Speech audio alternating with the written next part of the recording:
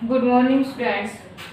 Now we will discuss about the D and F block elements. Next topic हमारे पास तो last में हमने क्या किए थे, इनकी ऑक्सीडेशन स्टेट और इलेक्ट्रोड पोटेंशियल। देखो इनमें मेन डिस्कशन हमारे पास क्या था, ऑक्सीडेशन स्टेट का ही था, क्योंकि हमारे पास डी ब्लॉक एलिमेंट्स के अंदर ये क्या करते हैं, वेरिएबल ऑक्सीडेशन स्टेट को शो करते थे, और वेरिएबल ऑक्सीडेशन स्टेट शो करने के कारण ही इनकी properties as comparison to other blocks क्या थी, अलग थी। ठीक है, अब इन्हीं के बेस पर हम बात करते हैं मैग्नेटिक प्रॉपर्टी। मैग्नेटिक प्रॉपर्टीज के अंदर हमने क्या देखा था कि देखो हमारे पास जिस भी एटम्स के अंदर, जिस भी मॉलिक्यूल्स के अंदर हमारे पास क्या होते हैं, अनपेयर्ड इलेक्ट्रॉन होते हैं आउटर मोस्ट इलेक्ट्रॉनिक कॉन्फ़िगरेशन के दौरान, यानी कि हमारे पास जिस भी एटम के अंदर outer most electron, outer most का मतलब क्या है कि वैलेंस सेल इलेक्ट्रॉन अनपेयर्ड होते हैं, तो वो क्या करते हैं, मैग्नेटिक प्रॉपर्टी को शो करते हैं। अब देखो हमारे पास जो भी एटम होते हैं वो किस टाइप के हो सकते हैं, पैरामैग्नेटिक हो सकते हैं, डायमैग्नेटिक हो सकते हैं, या फिर हमारे पास क्या हो सकते हैं, फेरोमैग्नेटिक। फेरोमैग्नेटिक। अब देखो पैरामैग्नेटिक जिसके अंदर हमारे पास अनपेयर्ड इलेक्ट्रॉन होंगे, यानी कि जो atoms when they are placed in the magnetic field then they are attracted by the magnetic field. अगर वो मैग्नेटिक फील्ड के द्वारा क्या कर दिए जाते हैं, अट्रैक्ट किए जाते हैं, तो वो हमारे पास पैरामैग्नेटिक होते थे। लेकिन जब मैग्नेटिक फील्ड के अंदर जिस एटम्स को रखा जाता है और वो क्या करते हैं, रिपेल्ड किए जाते हैं या weekly repelled by the magnetic field. अगर वो रिपेल कर दिए जाते थे तो कौन होता था, डायमैग्नेटिक। अब देखो फेरोमैग्नेटिक एक टाइप का एडवांस फॉर्म है किसकी, पैरामैग्नेटिक की। मींस अगर हमारे पास कम अनपेयर्ड इलेक्ट्रॉन होते हैं तो पैरामैग्नेटिक, बट ये क्या होता है, weekly attract bye the magnetic field, but it is the strongly attract by the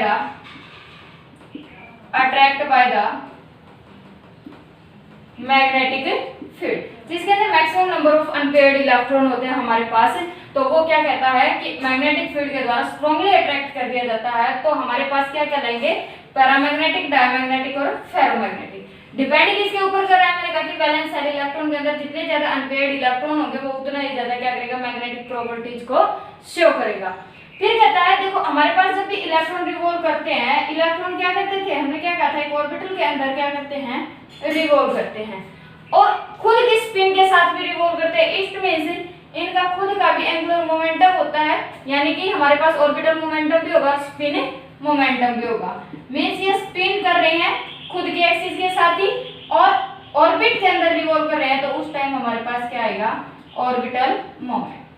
तो इनके अंदर हम क्या देखेंगे, बट जब हम बात करते हैं 3D की, तो यहाँ पर जो ऑर्बिटल मूवमेंट है वो क्या हो जाता है, क्वेंच हो जाता है। तो इसका मतलब हमारे पास जो मैग्नेटिक प्रॉपर्टीज आती है, मैग्नेटिक मूवमेंट जो आता है वो सिर्फ और सिर्फ किसके कारण आता है, स्पिन के कारण आता है। मींस हम उसको क्या कह सकते हैं, स्पिन ओनली मैग्नेटिक मूवमेंट। तो स्पिन ओनली 3D के केस में देखो, 4D के केस में, 5D के केस में, 6D के केस में हमारे पास क्या होता है, ऑर्बिटल मोमेंटम भी इंक्रीज होना स्टार्ट कर देता है। बट हमारे यहाँ पर हमने जो पढ़ना है सिर्फ और सिर्फ कौन सा पढ़ना है, स्पिन के बारे में पढ़ना है, क्योंकि 3D वाले के अंदर हमारे पास ऑर्बिटल मूवमेंट क्या हो जाता है, क्वेंच हो जाता है। तो इस वजह से हमारे पास जो मैग्नेटिक मूवमेंट आता है वो सिर्फ किसके कारण आता है, इसकी खुद की स्पिन के कारण आता है। इस वजह से हमारे पास स्पिन ओनली मैग्नेटिक मूवमेंट, और वो मैग्नेटिक मूवमेंट हमारे पास किसके इक्वल होता है, अगर टोटल कैलकुलेट करोगे तो n × n + 2 under the root Bohr magneto. n क्या है, number of unpaired electron. Number of unpaired electron अगर n = 1 है तो क्या आ जाएगा, 1 × 1 + 2 under the root Bohr magneto, यानी कि हमारे पास क्या है, √3, या हम क्या कह सकते हैं 1.73 बोहर मैग्नेटो। इस तरह से हमारे पास n की वैल्यू जैसे जैसे बढ़ती जाएगी, मैग्नेटिक मूवमेंट भी क्या होता चला जाएगा, इंक्रीज होता चला जाएगा। उसके बाद आप लोग देख सकते हो किसी के अंदर भी मान लो आपके पास मैग्नीज +7 आ गए, तो मैग्नीज +7 आ गया, इसका मतलब हमारे पास क्या था, outer most electronic configuration 3D 5 4s 2। It means हमारे पास वैलेंस सेल इलेक्ट्रॉन कोई भी नहीं रहा, तो dipole moment sorry magnetic moment यहाँ पर क्या रहेगा हमारे पास 0 because n is equal to 0, number of unpaired electron हमारे पास क्या हो गए 0। बट अगर मैं बात करती हूँ Mn प्लस 2 की, तो यहाँ पर हमारे पास क्या रह जाएगी इलेक्ट्रॉन कॉन्फ़िगरेशन d5 वाली रह जाएगी। मींस d के अंदर हमारे पास क्या है 5 अनपेयर्ड इलेक्ट्रॉन है और 5 अनपेयर्ड, 5 को पुट करो 5 into 5 plus 2 under the root क्या आ जाएगा अंडर रूट 35 और मैग्नेटो। तो अंडर रूट 35 देखो 36 किसका होता है 6 का होता है, मींस ये किसके अराउंड आ जाएगा 5.9 और मैग्नेटो। तो इस तरह से हम क्या कर सकते हैं मैग्नेटिक प्रॉपर्टीज को शो कर सकते हैं। तो अलग अलग वेरिएबल ऑक्सीडेशन स्टेट के अंदर इनका मैग्नेटिक मोमेंट भी क्या होगा अलग अलग होगा। उसके बाद हम बात करते हैं भाई formation of the coloured ion. अब देखो कलर्ड आयन, कलर्ड आयन का मतलब क्या हो गया कि हमारे पास यहाँ पर कोई ना कोई विजिबल रेंज है कि जो हमारे पास वैलेंस सेल इलेक्ट्रॉन होते हैं किसी भी एटम के, वो क्या करते हैं ग्राउंड स्टेट के अंदर होते हैं यानी कि डी ऑर्बिटल के अंदर होते हैं भाई। और नेक्स्ट चैप्टर में हम पढ़ेंगे हमारे पास डी ऑर्बिटल के अराउंड जैसे ही लिगेंड अप्रोच करती है, ये हमारे पास क्या था डी ऑर्बिटल था, जैसे ही लिगेंड अप्रोच करेगी तो इनकी क्या हो जाती है स्प्लिटिंग हो जाती है, जिसमें 3 ऑर्बिटल तो हमारे पास क्या रह जाते हैं नीचे और 2 क्या रह जाते हैं ऊपर। तो यहाँ पर हमारे पास क्या होता है स्प्लिटिंग हो जाती है डी ऑर्बिटल की, जब क्या करती है कोई भी लिगेंड सेंट्रल मेटल एटम को क्या करती है अप्रोच करती है। मान लो यहाँ पर मेरे पास कोई भी 3D मेटल है, उसके साथ हमने क्या कर दिया H2O वाटर मॉलिक्यूल्स को अप्रोच करवा दिया। अब ये वाटर मॉलिक्यूल्स क्या करता है ये एक एक्ट एज ए लिगेंड की तरह काम करता है और जैसे ही ये लिगेंड क्या करती है सेंट्रल मेटल एटम को अप्रोच करती है तो इसके डी ऑर्बिटल की क्या हो जाती है स्प्लिटिंग हो जाती है। फिर क्या कहता है लोअर स्टेट से इलेक्ट्रॉन जैसे ही मैं इसको क्या करती हूँ हीट प्रोवाइड करती हूँ तो ये क्या करता है हीट को विजिबल रीजन के अंदर एब्जॉर्ब करता है। विजिबल रीजन के अंदर हमारे पास अगर हीट को एब्जॉर्ब करेगा तो ये इलेक्ट्रॉन एक्साइट होकर क्या चला जाता है ऊपर।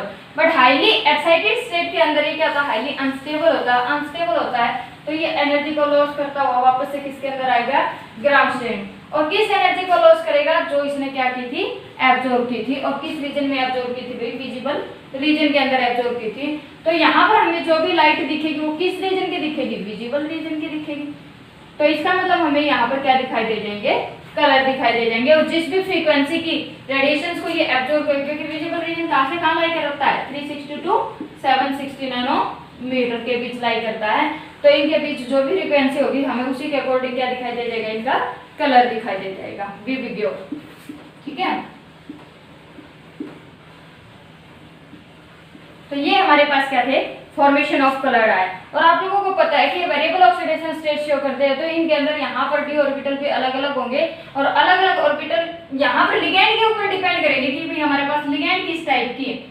जो लिगेंड हमारे पास स्ट्रॉन्ग फील्ड लिगेंड है वीक फील्ड लिगेंड है जो क्या करवा सकती है पेयरिंग करवा सकती है या नहीं करवा सकती है, इनके अंदर स्प्लिटिंग कितनी करवाएगी कितनी एनर्जी को एब्जॉर्ब करके ये ऊपर जाएगा वो सिर्फ किसके ऊपर डिपेंड करता है इस लिगेंड के ऊपर डिपेंड करता है। ये लिगेंड कितनी एनर्जी को एब्जॉर्ब करती है और फिर कितनी रेडिएशंस को एमिट करती है, उसी के अकॉर्डिंग हम क्या बता सकते हैं उस मेटल के कलर को फाइंड आउट कर सकते हैं।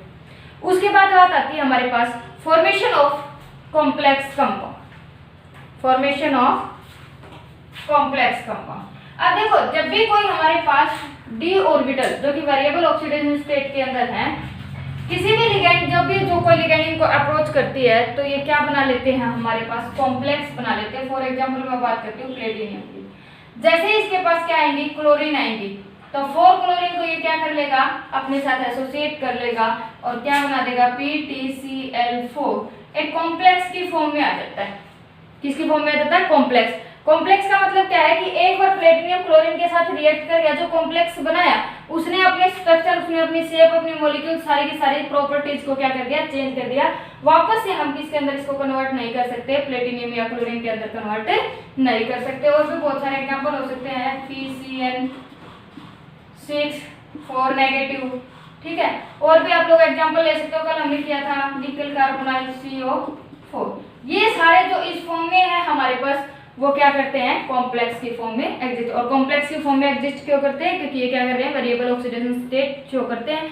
क्योंकि अब देखो वेरिएबल ऑक्सीडेशन स्टेट तो शो करते हैं, अब तो इनके पास लिगेंड अप्रोच करती है ध्यान देना वो लिगेंड या तो आपके पास क्या होंगी नेगेटिवली चार्ज पार्टिकल्स, मींस या तो एनायन होंगे या आपके पास क्या होंगे न्यूट्रल लिगेंड्स होंगे। यानी कि आपके पास या तो एनायन इसको सेंट्रल मेटल अप्रोच करेंगे क्योंकि सेंट्रल मेटल एटम को ये क्या करेंगे इलेक्ट्रॉन डोनेट करेंगे, या फिर न्यूट्रल होंगे जिनके ऊपर लोन पेयर ऑफ इलेक्ट्रॉन होगा और वो क्या कर देंगे बैक बॉन्डिंग से इसके अंदर क्या दे देंगे सिग्मा बॉन्डिंग के थ्रू, जैसे हमने कल पढ़ा था सिग्मा बॉन्डिंग के थ्रू इसके अंदर इलेक्ट्रॉन्स को डोनेट कर देंगे। तो इस तरह से क्या करते हैं जो ट्रांजिशन मेटल्स होते हैं, जो डी ब्लॉक एलिमेंट्स के हमारे पास क्या है एलिमेंट्स हैं, वो क्या करते हैं कॉम्प्लेक्स की फॉर्मेशन करते हैं। उसके बाद कैटालिटिक प्रॉपर्टी की अगर बात करें तो भाई कैटालिटिक प्रॉपर्टी में तो आप लोगों ने बहुत सारे रिएक्शंस देखे हैं, जिन रिएक्शंस के अंदर ये क्या करती है ट्रांजिशन मेटल एक कैटालिस्ट की तरह से काम करती है। कैटालिस्ट का मतलब क्या है कि जो रेट ऑफ रिएक्शंस को क्या कर देते हैं, रेट ऑफ रिएक्शन को इंक्रीज कर देते हैं। जैसे हैबर प्रोसेस पड़ी थी, हैबर के अंदर हमारे पास क्या था अमोनिया की मैन्युफैक्चरिंग थी, किसकी प्रेजेंस में था आयरन कैटालिस्ट की प्रेजेंस में, और मोलिब्डेनियम किसकी तरह से काम कर रहा था प्रमोटर की तरह से काम कर रहा था। मींस इनकी वेरिएबल ऑक्सीडेशन स्टेट होने के कारण ये क्या काम कर सकते हैं कैटालिस्ट की तरह से काम कर सकते हैं, यानी कि किसी भी रिएक्शंस के अंदर रेट ऑफ रिएक्शंस को क्या कर सकते हैं इंक्रीज कर सकते हैं। अगर फॉर एग्जांपल मैं बात करूं आयोडीन वाले की कि हमारे पास पोटेशियम आयोडाइड ले लो, अब आयोडीन है इसके अंदर क्या डाल दिया S2O8 2 नेगेटिव, तो ये किसकी फॉर्मेशन कर देगा हमारे पास I2 की फॉर्मेशन कर देगा I2 प्लस SO4 2 नेगेटिव। अब मुझे यहाँ पर बता भाई कि यहाँ पर किसी कोई ना कोई कैटालिस्ट यूज किया होगा तभी तो हमारे पास क्या बना है आयोडीन बना है, क्योंकि आयोडीन नेगेटिव से क्या आयोडीन 0 के अंदर आ गया। इट मींस आयोडीन का क्या करवा दिया इसने ऑक्सीडेशन करवा दिया। और कौन सा कैटालिस्ट का यूज किया है इसके अंदर आयरन 3 कैटालिस्ट का। तो आयरन निकेल कोबाल्ट ये क्या करते हैं कैटालिस्ट की तरह काम करते हैं, मोलिब्डेनियम वो कैटालिस्ट की तरह काम कर सकते हैं। उसके बाद बात आती है formation of interstitial compound, formation of interstitial compound. अब देखो इंटरस्टिशियल कंपाउंड का मतलब क्या कि यहाँ पर हमारे पास ट्रांजिशन मेटल्स का साइज बहुत बड़ा होता है। अब साइज बहुत बड़ा होता है तो ये एटम्स जब एक दूसरे के साथ एसोसिएट करते हैं तो इनके बीच में कुछ ना कुछ स्पेस रह जाता है। अगर ये स्पेस किन्हीं स्मॉलेस्ट एटम्स के द्वारा ऑक्यूपाई कर लिया जाए, जो ये साइड बचते हैं इसको क्या कहते हैं हम इंटरस्टिशियल साइट बोलते हैं, यानी कि जो वाइड जनरेट हुए थे हमने सॉलिड स्टेट के अंदर डिस्कस किया था। तो यहाँ पर क्या कर जाते हैं ये एलोय ये हमारे पास क्या कर जाते हैं इंटरस्टिशियल कंपाउंड, यानी कि छोटे से छोटे एटम नाइट्रोजन हो सकता है, ऑक्सीजन हो सकता है, कार्बन हो सकता है, हाइड्रोजन हो सकता है, ये क्या कर जाते हैं इंटरस्टिशियल पोजीशंस को गेन कर जाते हैं। इस वजह से ये क्या करते हैं कि इंटरस्टिशियल कंपाउंड की फॉर्मेशन कर जाते हैं। अब देखो अगर यहाँ पर ये बॉन्ड जो हमारे पास वॉइड बचे हुए थे अगर इनके भी हमारे पास क्या होगी लिंकेज होगी, यानी कि ये भी फिल हो गए, तो ये वाले कंपाउंड इंटरस्टिशियल जो कंपाउंड होंगे as comparison to their normal compound वो क्या होंगे हार्ड होंगे, क्योंकि इनके बीच कोई स्पेस नहीं रहेगा मूवमेंट करने के लिए। ठीक है, तो ये सब्सटेंशियल कंपाउंड क्या होते हैं हार्ड होते हैं as comparison to other transition elements. ठीक है, उसके बाद आपके पास आता है इनके अंदर कि ये क्या कर सकते हैं एलॉय बना सकते हैं, एलॉय फॉर्मेशन। एलॉय क्या होता था, एलॉय का मतलब होता था ए होमोजेनियस मिक्सचर्स ऑफ टू और मोर देन टू मेटल्स और विद द नॉन मेटल्स। ठीक है, तो यहाँ पर होमोजेनियस मिक्सचर बनाते थे मेटल मेटल के साथ या मेटल नॉन मेटल के साथ, तो उनके अंदर कंपोजिशन हमें क्या मिलती थी ऑल ओवर द सेम मिलती थी।